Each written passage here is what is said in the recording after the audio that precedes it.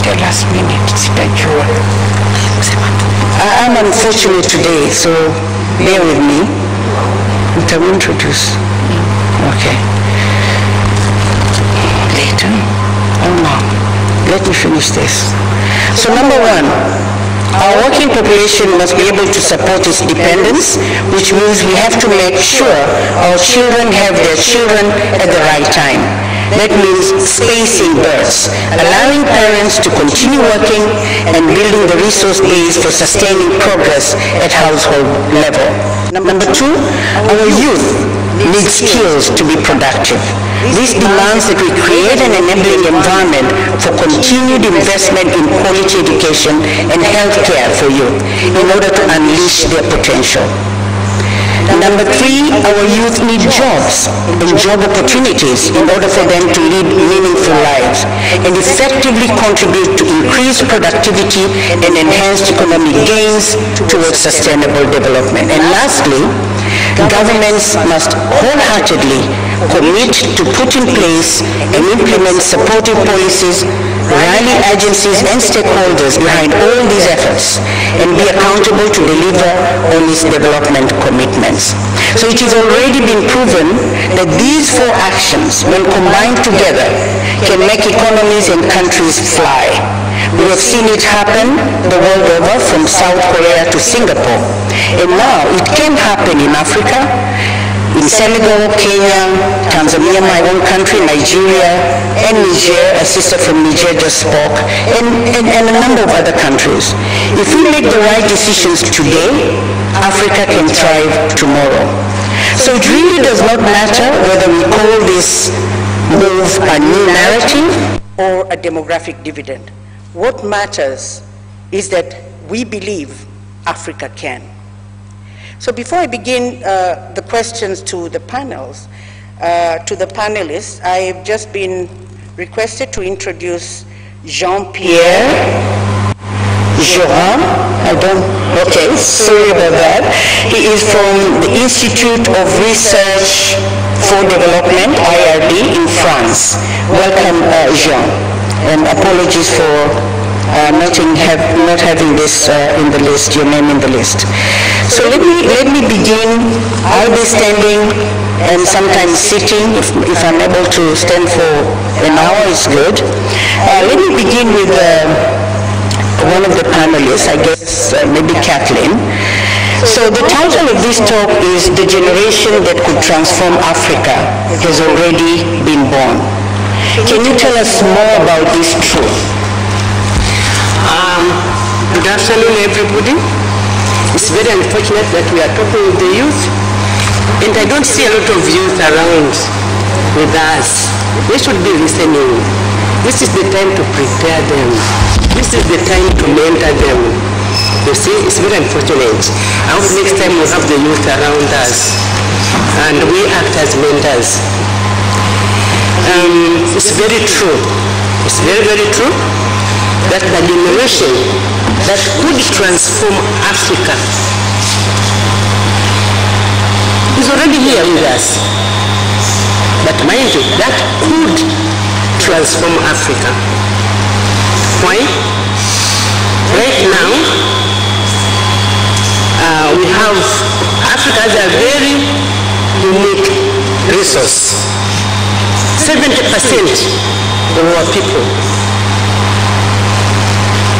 are either 29 years or below, or younger. This is the group that is full of energy, full of passion, full of a desire to succeed, and the zeal of being productive, useful, not only to their families, but also to their nations at large. They are a human resource. They are a potential to transform Africa today. But are they, have they, Are they transforming Africa today? If not, why not?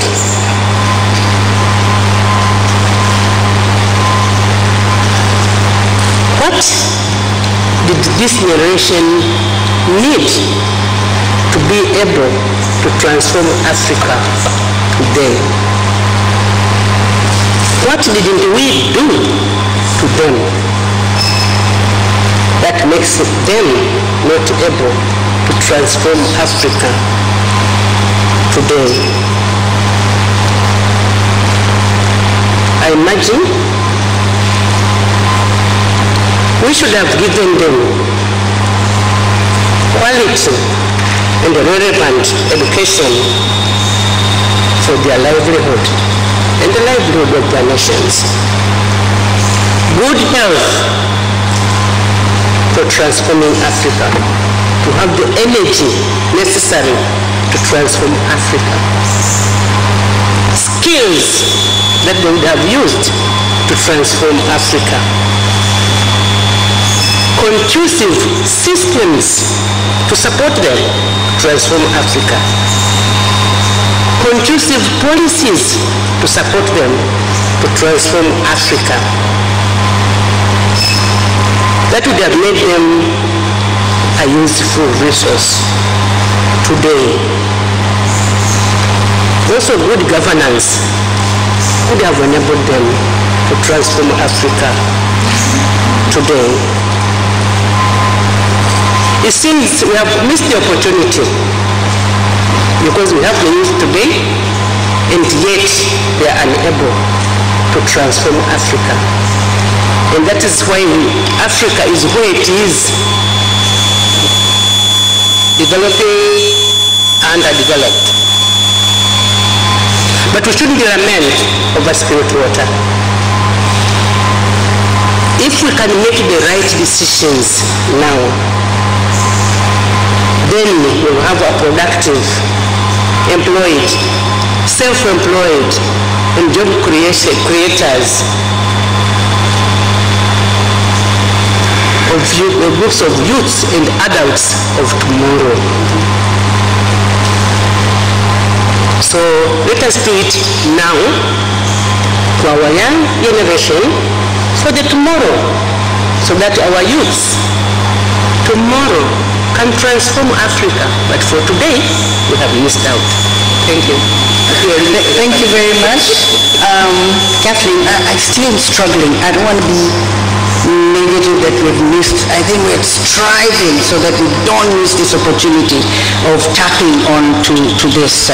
So you brought out a very critical point there of how the scales are up. With 70% of our young people under the age of 29, a small percentage who are now like, trying to advance through tax paying and so forth. So I would like to move on to Stephen. Based on that, we find ourselves, as this African continent, we find ourselves at crossroads. And we have the option to choose between one future of investing or tapping on this, and a future that will leave business as usual. Can you at least elaborate on that a bit? Thank you, and good afternoon. From what Catherine has said, one thing that has come out clearly is that 70% of our population is 29 years and below. If you look at where we are now, the economic activities that we have in Africa are not being held or done by the 29, the 70%. So we are at the crossroads where we are looking at what choices do we make today that will enable this 70%, because this is the future of Africa. If this 70% can become more prosperous, it can become more skilled, it can be able to have good income that not only meet their basic needs, but can be able to even save. If this 70% can be put into productive use, then we'll have a prosperous Africa. But if we decide, okay, well, we can just continue with the normal and focus on, without having a really focus on this 70% that we are talking about, then Africa will have a missed opportunity.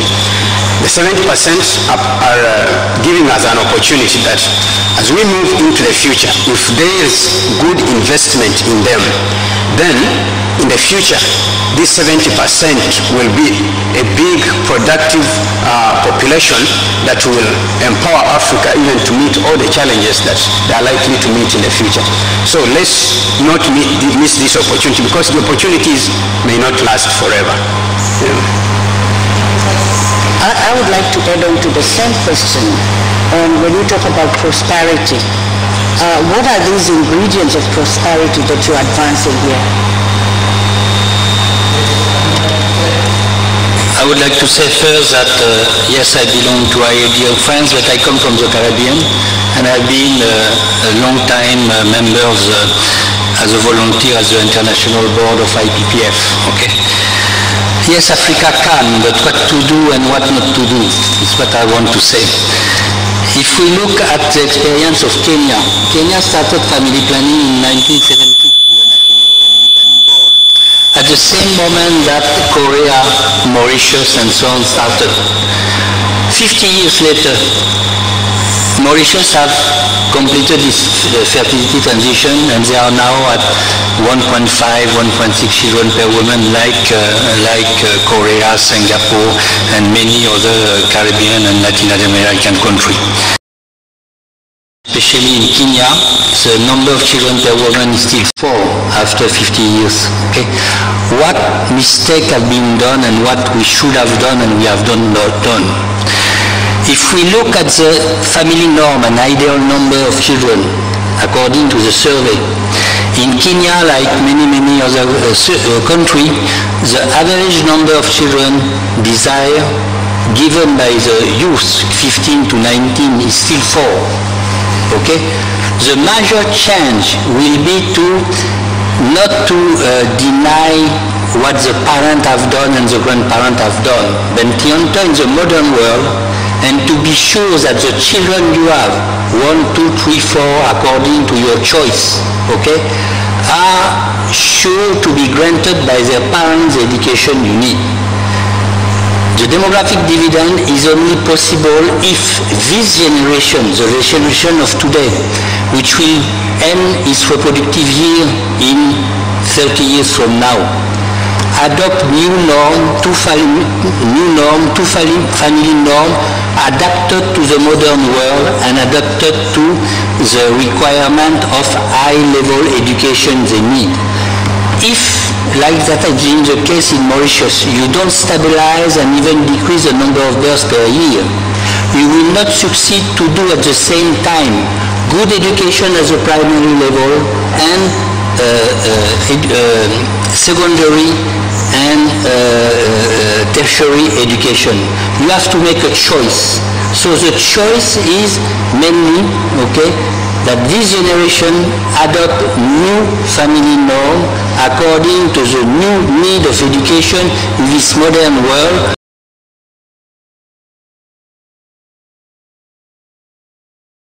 Level as the other people of the third world in Latin America and in Asia, which have done that revolution in 30 years or 40 years. At present, we are in a track where this revolution, the shift from 4 or 5 children per woman, will take 100 years, will take 3 generations.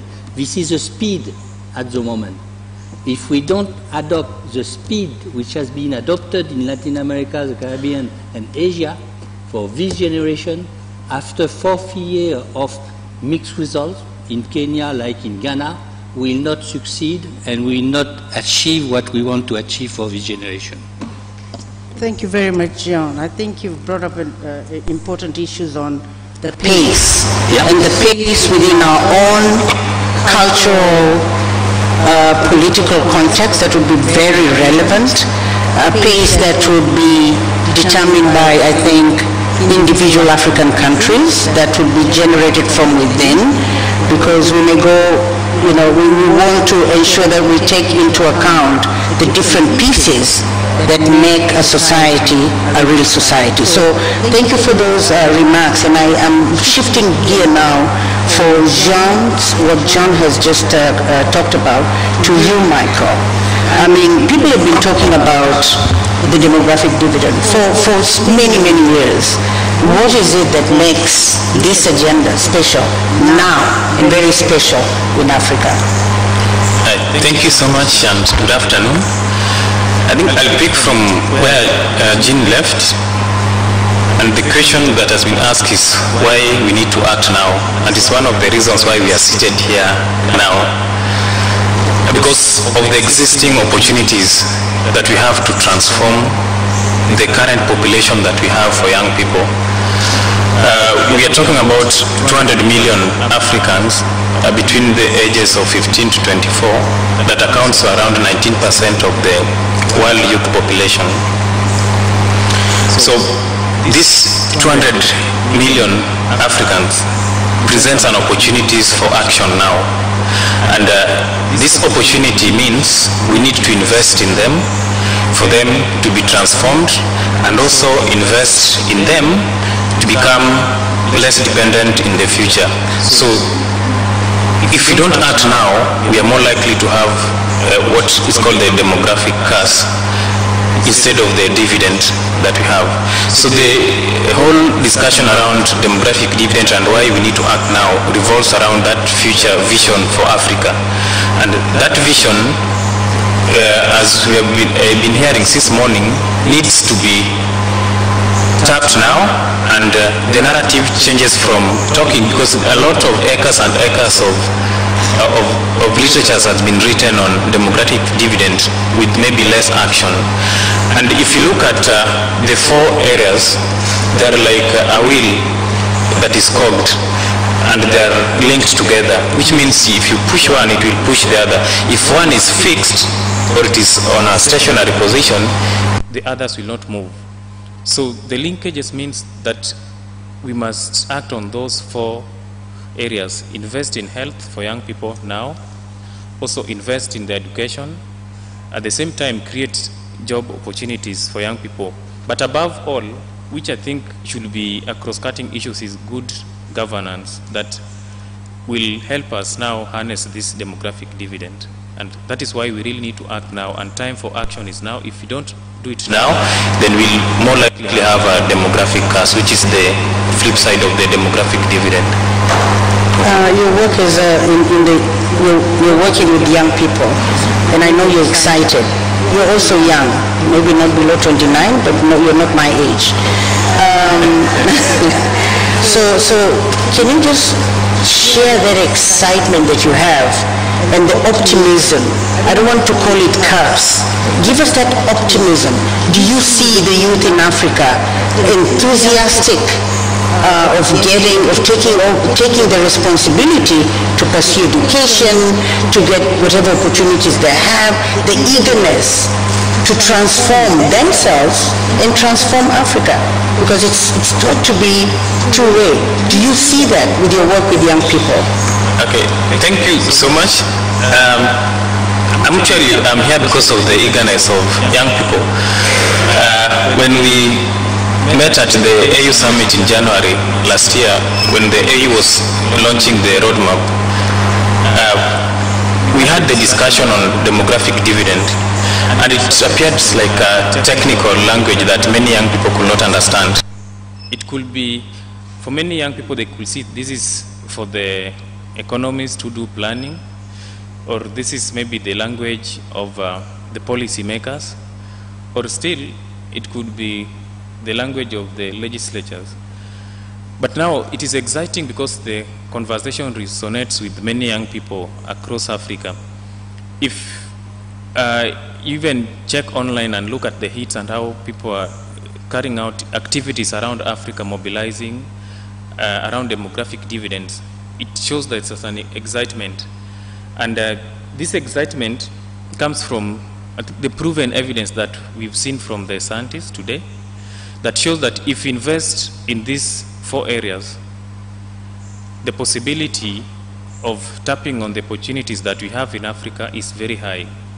At the same time, as a young advocate that works with many youth organizations across Africa, simplifying and talking about demographic dividend without the jargons makes many youth relate with it. And it is now easy even to go to the grassroots level. It was raised, I think, before this session on how we can take the conversation to the local levels and the local context. So the excitement that we are having is unpacking the whole discussion of demographic dividend so that young people can relate, understand, and know that if you invest in your health, you're most likely to go to school when you are healthy. And if you're healthy, you will be employed. And if you're educated, you're able to get the job and also reduce the level of dependency. And it is true that in Africa, when you talk about the working age population, which is 15 to around 65,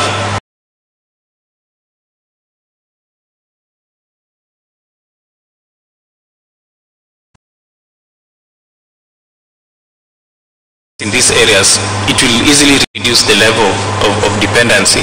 Unless it is exciting to many young advocates, because youth are known as people with energy and they want action now.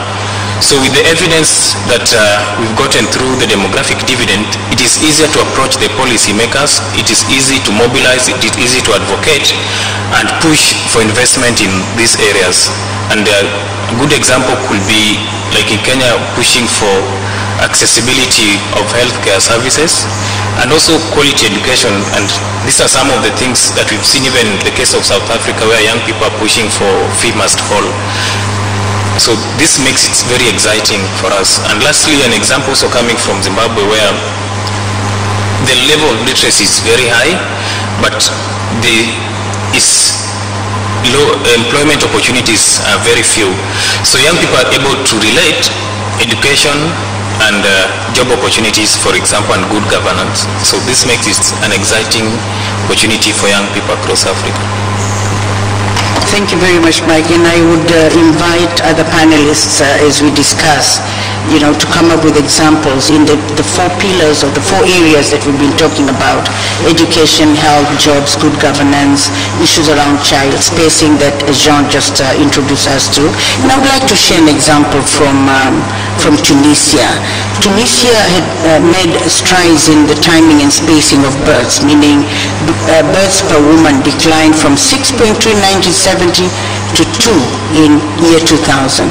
But because of schooling was poor and jobs were few, gross national income rose only modestly from $874 to $2,146 per person, which means we need to be investing in these 4 areas that our panelists are talking about simultaneously without ignoring one and just pushing one ahead of the others. I would like to move to Stephen or Kathleen. One of you could quickly, because time is not in our favor, and we would like some interactive session with, from questions and comments from our participants or the audience. Could you just tell us a little bit on why is it urgent that we give more of our young people good job opportunities? Why is it urgent for Africa, the different countries, to give jobs and then maybe explore some of the effects of unemployment? And then Jean, I will come to you on the ingredients of a healthy population. We're not just talking about child spacing, or some of us call it family planning, the language that young people don't regard very well. The ingredients of having a healthy society to bring about socioeconomic development. Stephen or Kathleen? From the statistics you said about Tunisia, what is coming out is that if you educate a population and you don't give it good jobs that is able to earn it a decent income, then they will not see the benefit of those good jobs, of the education. If you look at Africa, if you look at the employment landscape, 70% of the people who are employed in Africa, they are employed in employments that do not give them decent income. Most of them are in the formal economy, or what we in Kenya and perhaps in the East Africa we call the Juakali sector. And in the Juakali sector, first, they don't get what is enough for them even to take care of themselves and take care of their families if they start families. The second thing is that they are not saving for the future. So that means that as we progress in the future, they are going to be a burden for somebody has to come to step in and take care of them. Now, these people, if you don't give them, they are highly educated people, and you don't give them employment, then what will happen to them? You are giving them a chance to get into issues that are not good for the country, not good for Africa, issues that unstabilize Africa. If you look at what is fueling terrorism in East Africa, you talk of Al-Shabaab in East Africa. If you go to Nigeria, you talk of Boko Haram, and you talk of their pricing in the Niger Delta area, the southern part that is there, and even look at their pricing that we saw in the Arab Spring that took part of North Africa. What is the key underlying issue? The underlying driver of that is that these young, energetic people are not gainfully engaged in an economic activity. If you look at the political instabilities we have in Africa, if we have any political challenges, you get that there is already a ripe population that can be used as militias. Why? Because these young people are not engaged in a good way. You need to give them something that they are going to see a benefit from them. The other challenge you see, if you look at, we had in Kenya, we had a terrorist attack in one of the universities, Garissa University, which killed a lot of students. One of the terrorists was a qualified lawyer, but since after doing his law, the economy was not giving him something to live for. He went and became radicalized and took the gun and killed many of the students. A qualified lawyer. Those are the things that we are seeing. Look at today. Part of the challenge we are grappling with across Africa, being a blessed land, is food insecurity. We are food poor. What is the reason? The reason is because these young people are not being engaged gainfully even in agriculture, and because of that they are not engaged in agriculture. The population that is farming is diminishing, and as it diminishes, we end up with a challenge of food insecurity. So it is so important, and it is for our own good to ensure that we invest in these young people. We invest in our girls, we invest in our boys, because this is the future. It is said that a country is as good as it is people. A continent is as good as it is people. If 70% of the people of Africa are 29 years and below, then Africa is as good as that 70%, not as good as the 30%.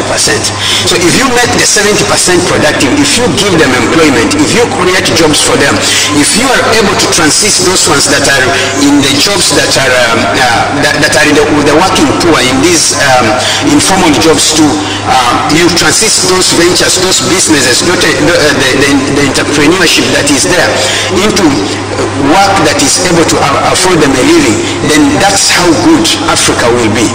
Thank you. Thank you very much, Stephen. Kathleen? Yeah, I'm an educationist, so I talk from the education angle. In most cases, I think there's something wrong that we do in the education system. We think that everybody who starts in standard 1 will go up to university and get employed, but that's not the case. So the education system should not gear towards employment. It should also include other alternatives to employment, impart skills rather than just the academics. We have students who are not selected to go to secondary school at primary level. We leave them there. What are they able to do? What is the education preparing them for? So we should have an education system that prepares the youth as they leave school. They are able to do something. They are able to be productive for themselves and also for the nation. Nowadays, yes, we go up to university level, and we find that the university students have degrees, and yet they cannot be employed. It's because our education system is geared towards employment. I think we should change that now. The nature of our education system should change. Should not only gear students towards employment, but also towards self-employment, and they become job creators for others. Thank you very much. Thank you. Thank you, Kathleen. John, I think you have something to add. To say that first we must distinguish clearly between the youth, between those below 15 and those between say 15 to 30. The crucial segment of the population we have to invest on is the 15-30. And this 15-30, if we don't explain to them that if they want to get good health, get education, get job and so on, they shouldn't be plagued by the burden of young sister and young brother. Very often they are obliged to leave school themselves because they have to take care or help the parent to help them to raise the young sister and brother. And if they themselves also have the same number of children, 4 and 5, like their parents, they will be trapped in the same what we call poverty traps as their parents. So the crucial generation is 15 to 30, and this is the one who will be able to invest.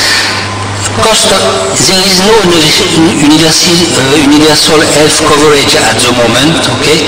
And one of the problems is that all the costs of bad health and very often due to lack of means to go to the health center and so on is the result of that.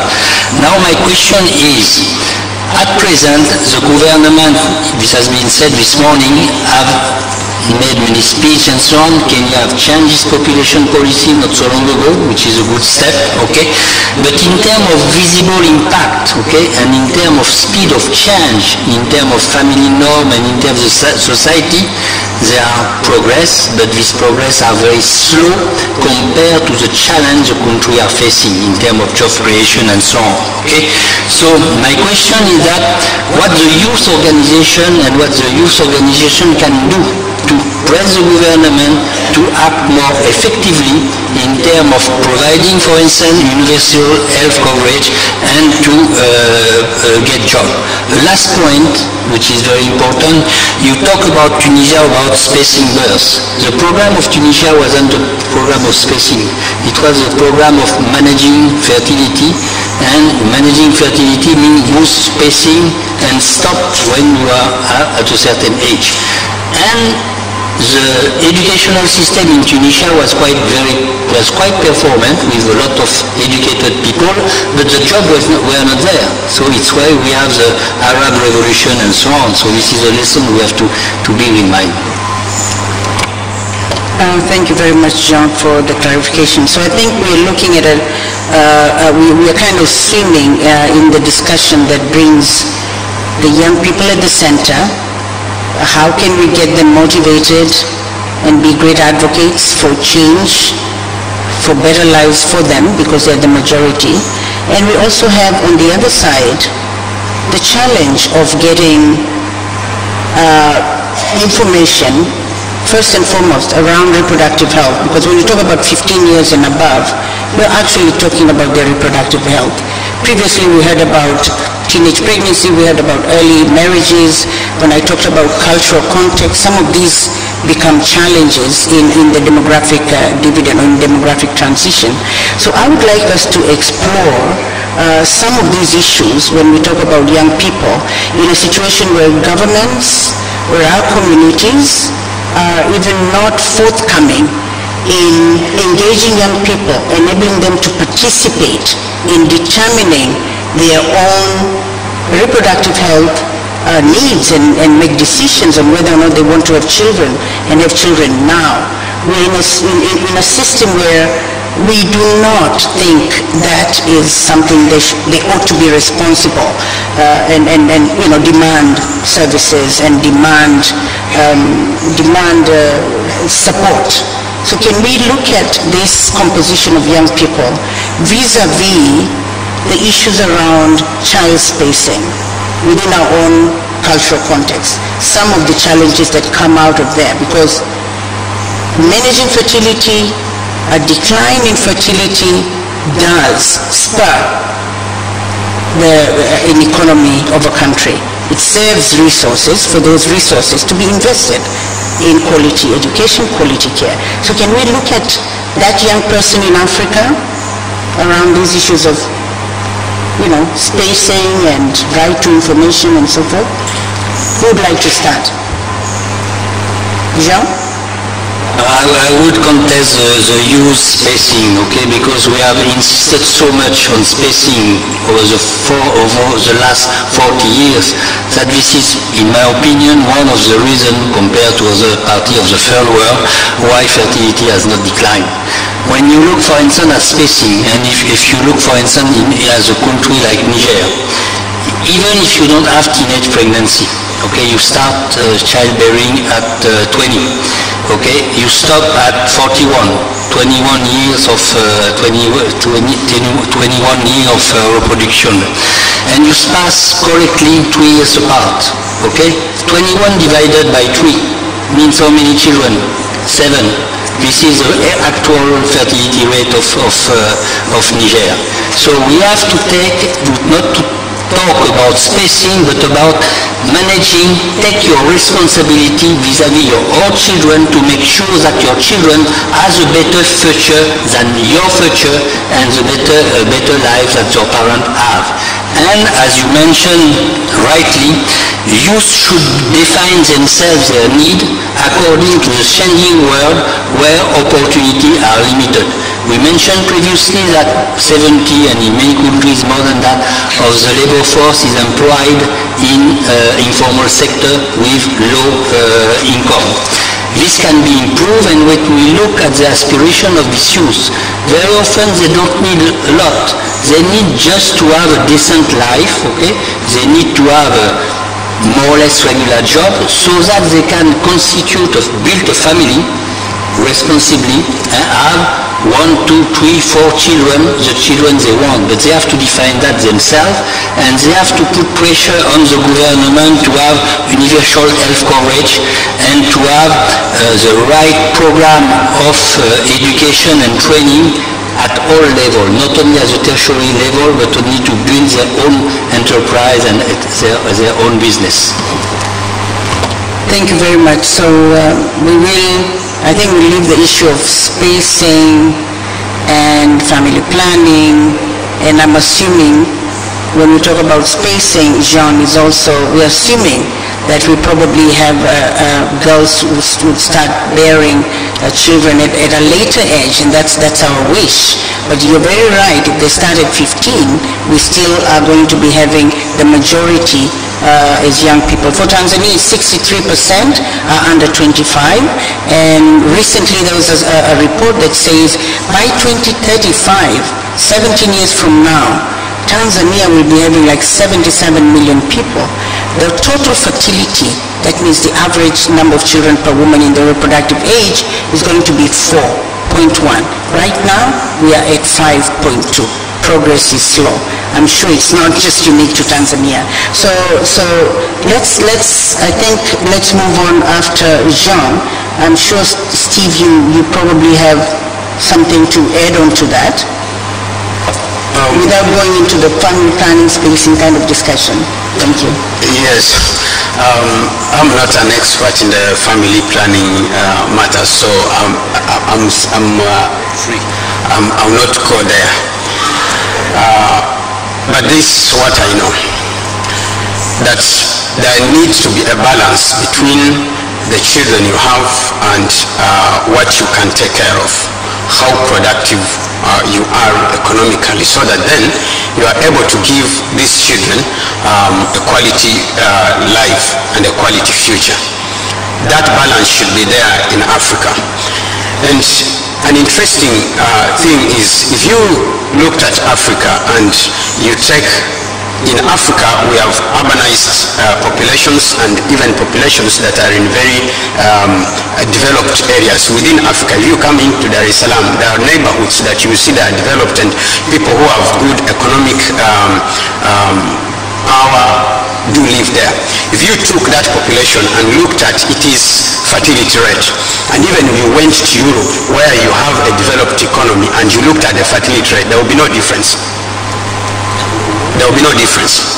If you went to the rural America, in the red states where the conservatives, where it is a rural setup, and you looked at the fertility rate there, and you came to Africa and looked at the rural setup and you look at the fertility rate, you'll be surprised there will be no difference. So what does it tell us? There is a story behind it, that in Africa we have a big rural population, so that means the fertility rate with the rural one is bigger and it will cancel out the urbanized one. The issue here, the underlying issue is empowerment.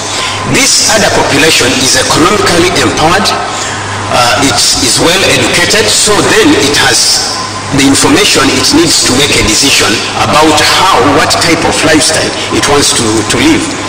It has an opportunity to see, to look at what the future they want to give their children is. If Africa, we empowered our people with education, taught them so that they are informed and they can make good choices, because what we are observing and we are seeing that this is not a good happening is because our people lack the right kind of information, the right kind of education that empowers them to make choices. I remember one thing in Kenya. There's a time when we were having a challenge with a girl child being in school, and fortunately or unfortunately, the people who are making educational policies were all men. And when the cabinet secretary for treasury was looking at the budget and looking at areas which should not be discussed or which they should not funding, one of it was the sanitary towels for the girls. That was an area.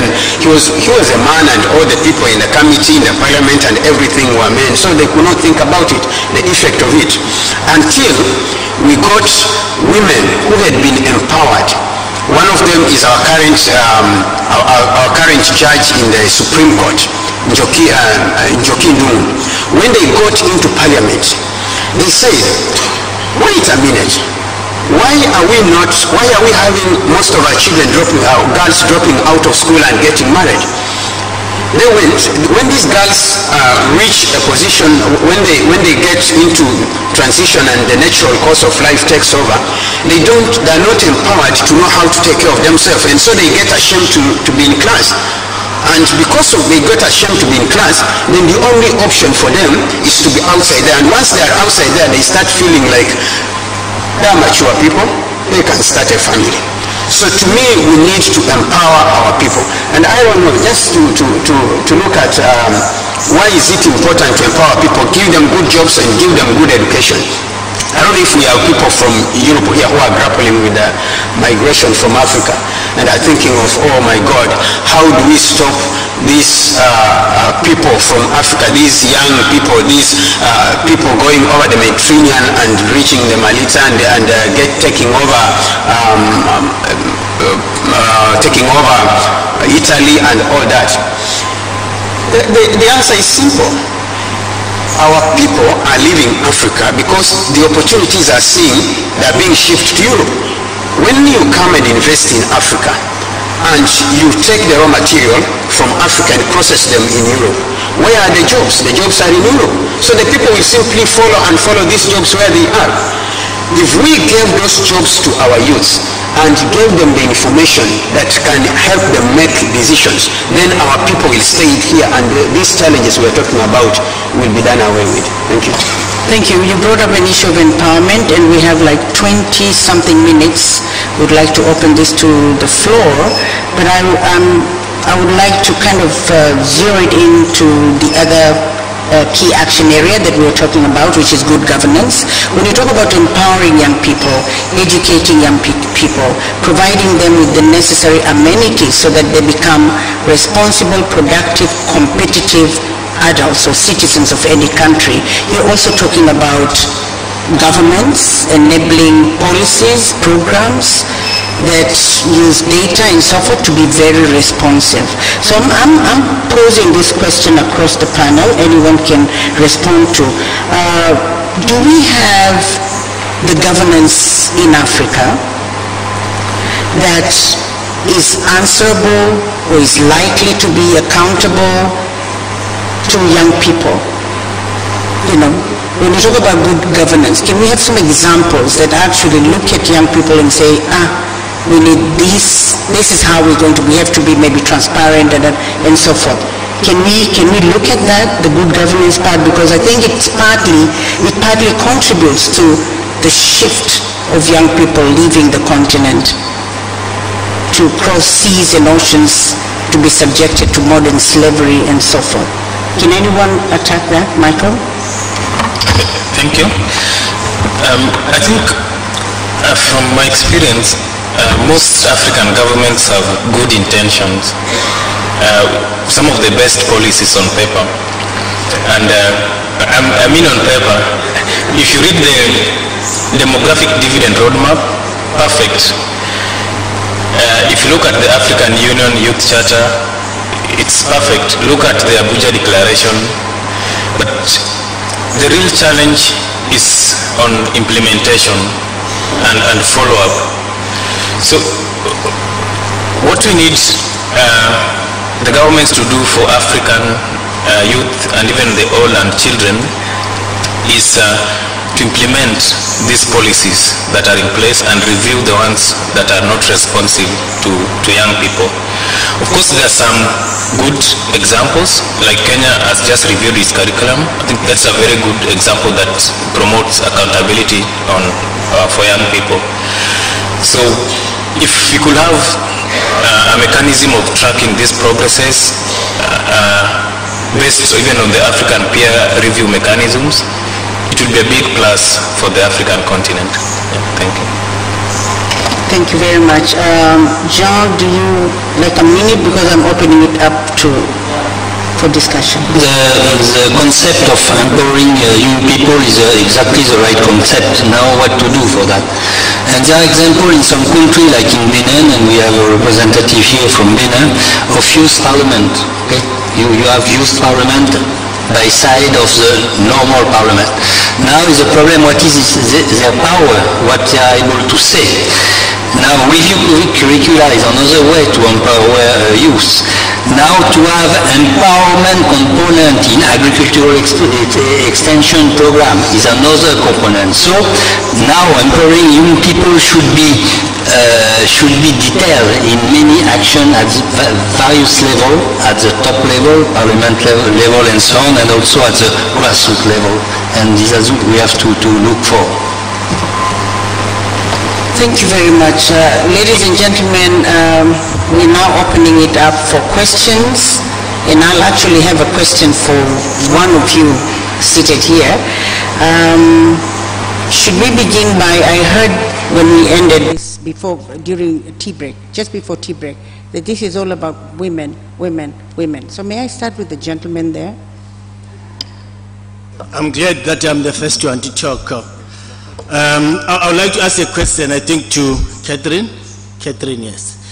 You talk a lot around, youth participation, and your first remarks were good enough to say the youth is not there, and I missed that voice. I missed that voice. But I would like to know, in terms of cultural perspectives and what I call adultism, how do we really ensure that the discussion that we have today fits into that, because that's one major hindrance for youth involvement and participation at these levels that you are discussing here. Thank you. Let's have 3 questions and then we'll respond to that. The lady here and Madame at the back. You, exactly, yeah, thank you. Thank you very much, Madam Chair. My question is, I don't know whether it's a question or a comment. It's about the youth we are talking about now, and we are asking ourselves, have we missed the opportunity or not? My thinking goes a bit back, and I'm looking at our little ones. Where do we start this empowering? Are we starting at the youth level? Have we missed empowering them right from when they are starting the education? So that is my question, and that will go into curricula. How really do we start? Are we starting as youths, or have we missed them when they were little ones? Thank you very much. Next. Hello, my name is Hanan Mohammed Abdel Karim. I come from Sudan. I've got 2 questions. One of them is in education. One of them is a comment. The other one is a question. In education, we always speak about how we would like to improve our education, but we actually never put a strategy for it. So it is always, we speak in conferences about empowering youth, but there is no strategy for it. And a strategy means that we have to go into details. What we want to do, how we follow it up, what is our strategic planning, how do we monitor it, who is to be involved in the strategy, who are our stakeholders, so we always forget this. So if we had a strategy that is based on a vision for our youth, it will make life so much easier. Especially that I would not like to speak, I make a strategy for youth. No, I want the youth to help me do a strategy for them. This is very important. When I come to education, again, another thing, and I hope the same thing would go for conference, because what I would like to see at the end is that we are formulating a strategy for us as women for sustainable development that would be, we come next year and discuss what have we achieved on it. Very specific action plan, how we're going to monitor it and how we're going to follow progress in it. I will come to education in another thing, which I always sort of speak about in Sudan. In Sudan, I said to them, I do not want only to have good education. I want to have education that is proper to the type of person based on their capabilities. So I would like to give the very clever the type of education that he needs. I want the normal person to have the education that he needs. If I discover that I have young entrepreneurs, then I will invest into that type of education. So my curriculum should be based on the capability of the person that I have in class. So I do not want to implement a curriculum that is for everybody regardless of your capabilities. I want it to be based on the caliber of the person. So is that practical? Can we do this? Can we have a strategy into our education to put in place this or not? Another thing that I would not like to entertain in Africa, the idea, I'm personally very proud of family ties in Africa. I'm very proud that we support our sisters and brothers, regardless of their number at home. I do not want to say I'm very selfish, I can only support one if I only have one brother, but I'm not going to support them if we are 7 in the family. So that is, I would not like to entertain that thing. The very last thing that I want to mention, we keep talking about we want to improve life. But have we thought about the number of hours that women spend outside the home? What is the effect on that? I'm a sustainability person, sustainability development expert. Everything for me is impact assessment. So if it means for mothers and working women to stay outside their home till 9 and 10 in the evening, what is the effect on that on the family? Would they have children that are responsible? What is the level of ethics? Are we talking about drugs, prostitution? Are we relating that to any manner? And I thank you, Mr. Chair. Thank you. I think I wish we just very valid input, but if we could have maybe 2 more, because it's 10 to 5, maybe 2 more questions or comments, so that we finalize with the panel. Time is always against us. So I'm going to take, let me do this, that. So I'm going to take 1 there, and the lady in red, I don't know, red or maroon. Oh, are you wearing blue? You're wearing red, yeah? So let me do that. I'm sorry. Quickly, short please, so that we cover up the time. Thank you very much, Madam Chairperson. My name is Jafet Kilewo from Tanzania, an advocate of demographic dividend. And I have 1.5 questions.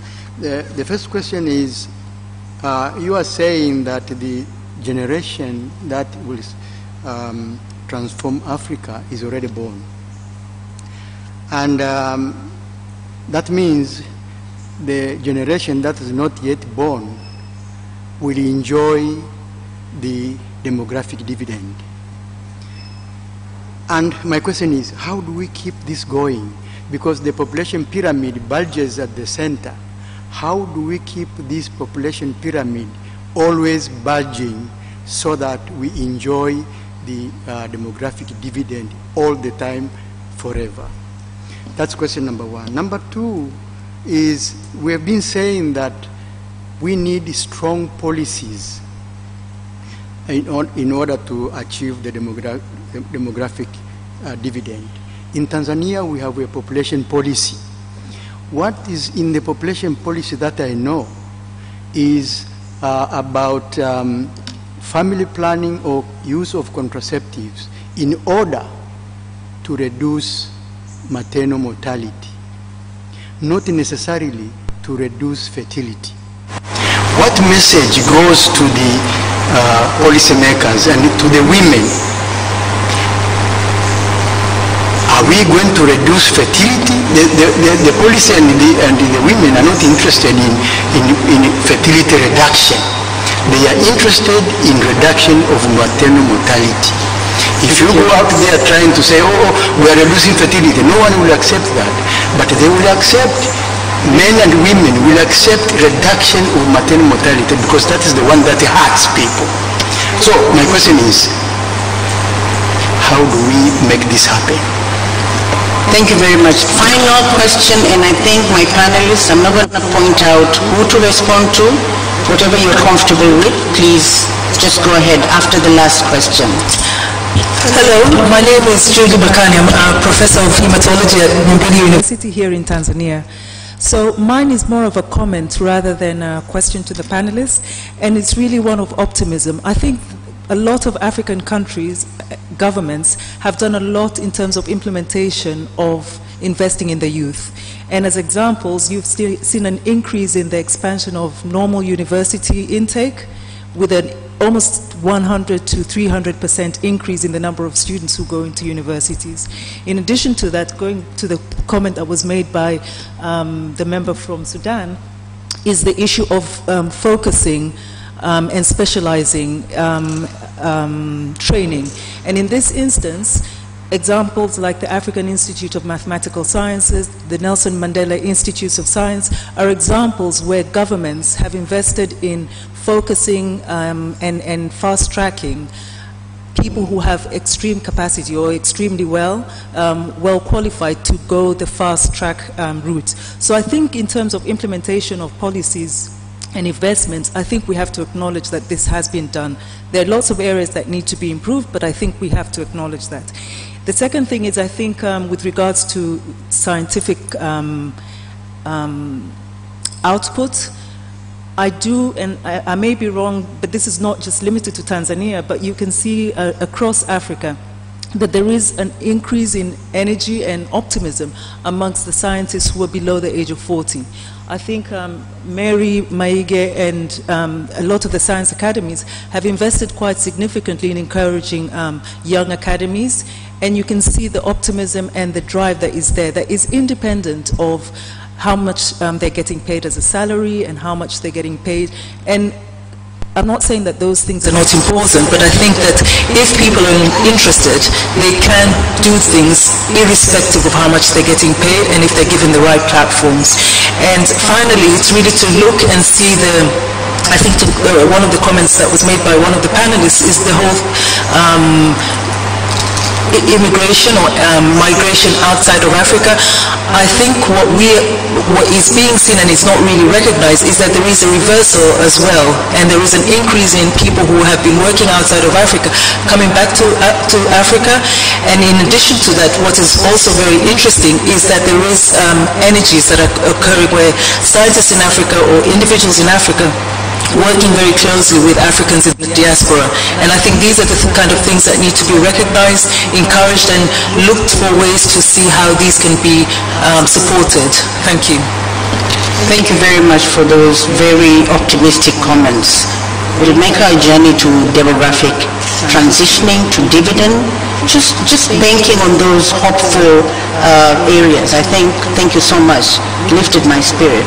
Now we're concluding here, guys. We have 5 minutes only, if I have to, keep to time. And there are some very interesting questions and comments. Could we begin from John, because we're concluding, so John, and then we come to Stephen. Kathleen, you have a specific question. Mike, you can float as far as you want, and then we end the session. Karibu. John? One comment on the reduction of maternal mortality. All the data, all the studies on the relationship between high fertility and mortality show that it's impossible to reduce significantly maternal mortality with high level of fertility. Impossible, okay? You have to reduce level of fertility and especially pregnancy at risk if you want to reduce.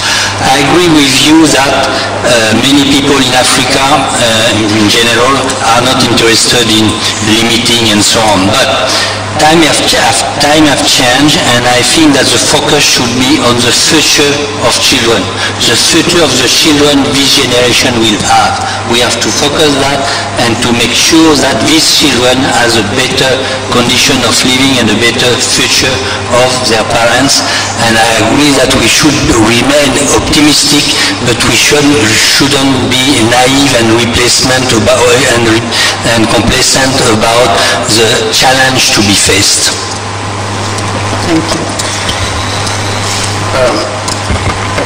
Two things I want to highlight. One, that I'm in the work of advocacy. That is what I do at the Federation of Kenya Employers, and I advocate for policies that support employment creation, enterprise growth, and all that. In advocacy, you have to be sensitive to what is there on the ground. What might be the message that might work in Europe might not work in Africa. So when we advocate for demographic dividend and family planning and that, we have to be sensitive to our cultural things, because there was a forum in a place called Kilifi, and there was these very interesting discussions about, and there were a lot of women drawn from across the region, and they were discussing about issues of family planning. And there was an excitement from the facilitators. We have done really, really, really good. And at the end of the day, after spending the whole day, when they were about to close, one of the women leaders raised her hands and made only one statement in Swahili and said, lakini sisi ni lazima tupate watoto wenye tutaweza kupiga kura za kutosha. Which translates to, but for us, we must get enough children that in the future will be able to give us enough votes. Now, that one, with all the good things that had been done the whole day, it was cancelled by one statement. So, and that's why when we insist of reducing fertility, we should ask ourselves how the population we are targeting, how sensitive is it to some of these terms, so that then we are very clear. And that's why, for me, when I discussed, and I agree with the moderator and the panelists, when he was talking about spacing and balancing your family with what you can afford, so that then we don't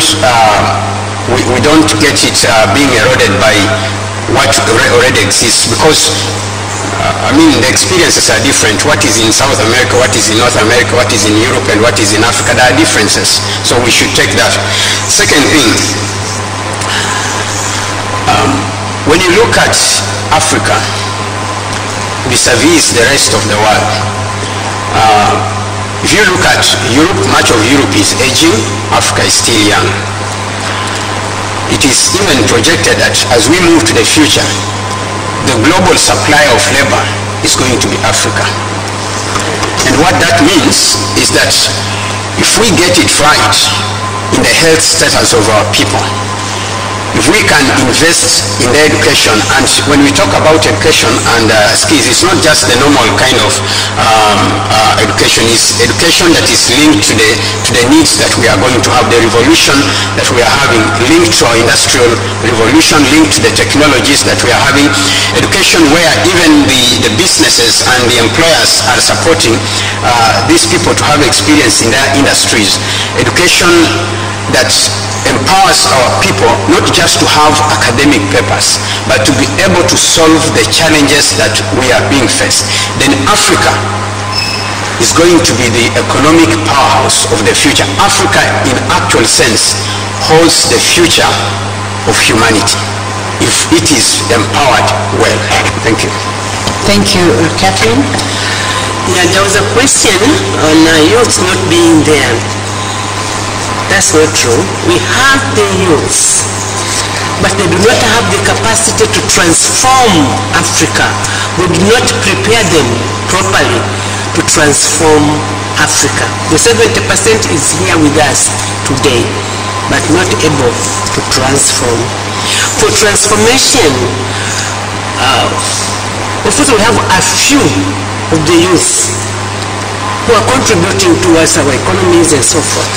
But in order to really transform Africa, we need a critical mass of youths to do it. Not only a few, we need a critical mass. So something has to be done to create that critical mass. Somebody asked about when do we start? And where do we start? We should start now to our school children, preparing them for transforming Africa when they are there, when they are youths, when they are adults. So we should start now. And it starts with the curriculum. It starts with the type of education that we give to them. You see? So my take home is that let's start now transforming our children to transform Africa by giving them quality, relevant education, which is accessible to all, not only to a few. Secondly, support and empower the girls who are women of tomorrow.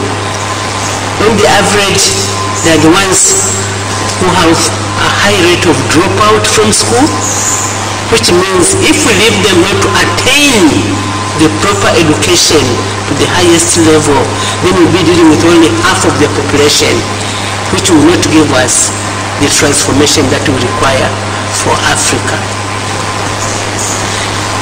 Thank you. Thirdly, please let us focus our education system on skills development. If we really want to develop, if we want to have a transformation of Africa, not only academic type of education, but skills development. So technical education, vocational education is more relevant today than it was in the past. Let's focus on that. Let us invest in those areas. Thank you. Mike? Okay, thank you.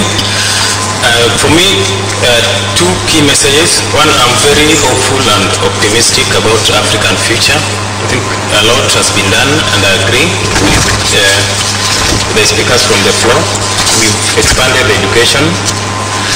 We've done a lot on healthcare, and also improved the governance ecosystem. One of the big challenges that is still remaining is the job opportunities, and that should be one of the main focus, that these young people that we are churning out of the universities, where do they go, and are we creating opportunities for them? And that now comes to my issue around the policy coherence, because the demographic dividend roadmap is so clear that we need to invest in all those 4 areas. So if we leave out either of them, then we are most likely to miss out on the opportunities. And lastly, from our work, what we do, many young people and youth-led organizations, youth-serving organizations, should work closely with the government and policymakers and even the academicians to pass the right information to young people, especially on reproductive health, and information also on how they need to prepare for the adult life. So that is something that is really a big gap in Africa. And let's try also to have some risk in investing in organizations that serve and also led by young people. Thank you. Thank you very much, panelists, and thank you so much to each one of you for sharing your experiences and challenging us with some very difficult questions. As an advocate in reproductive health and family planning, I think issues of us as nations being bold, and my colleagues say take risks in terms of the messaging that we give to the communities so that they take action. If it is an action to access child spacing or family planning services, let it be. Yes, we need to be culturally sensitive, but again, we need to be bold and maybe not necessarily, and take those risks, and sometimes just call a spade, because if we have to tap on to what Africa has at the moment. Secondly, as a chair, I'm taking 2 more of your minutes, please bear with me. Experience is showing that a good number of our governments tend to be lax when it comes to using data, using evidence, to have programs that are responsive to young people, to understand where the need is most, where programs are most needed. And a quick example is for issues around, we know that high fertility in most African countries, we know where women go for delivery, but when you look at the hospitals, health centers, and so forth, how many of those women have access to a service provider who would counsel them, give them information, enable them to decide, I'm going to space. I need a method that will keep me away from unplanned pregnancy for the next 3 years.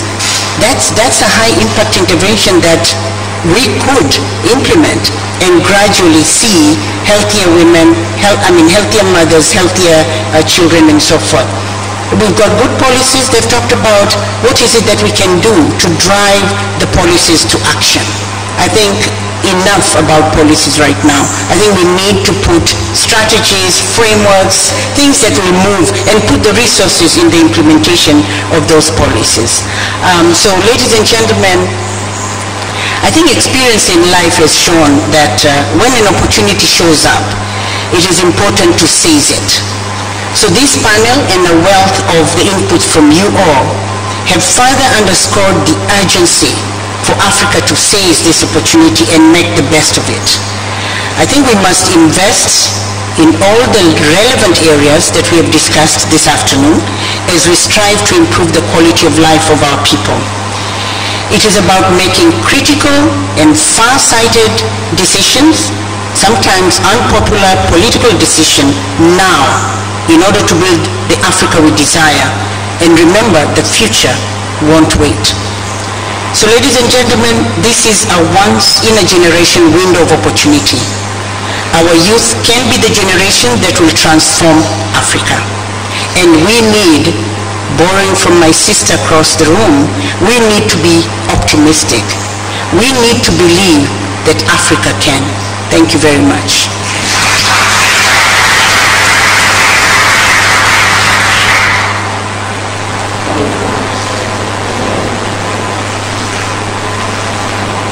One more announcement. I think there's an evaluation, it's called a feedback survey. Please spare a few minutes of your time and get us your feedback before you leave. Thank you. Yeah, good afternoon. I'd like to take this opportunity to thank Alima Sharif and the panelists for really putting a lot of effort in this issue of the generation that could transform Africa has already been born. I think you've seen a different approach to the whole issue. Now, I've just got a few announcements. The first one, of course, was, as she said, please fill this form, just a few minutes, the one provided on this specific panel, so maybe it can be improved. The second issue I want to talk about is that His Excellency the Ambassador of France in Tanzania has invited you to a cocktail at the embassy. So we assume that you all are going to take the bus immediately and go to your hotels, and then you'll be ready at 5:45. 5:45 the bus will be ready to leave for the cocktail. Those who are coming driving themselves, please try to be there at least half an hour to 6:45, because there are some security checks to be done. First, the dress is formal. Timing, we leave at 17:45 and then be there because there will be some checks. Please don't bring your phones or computers or equipment. Just come yourself with some ID, a passport will do.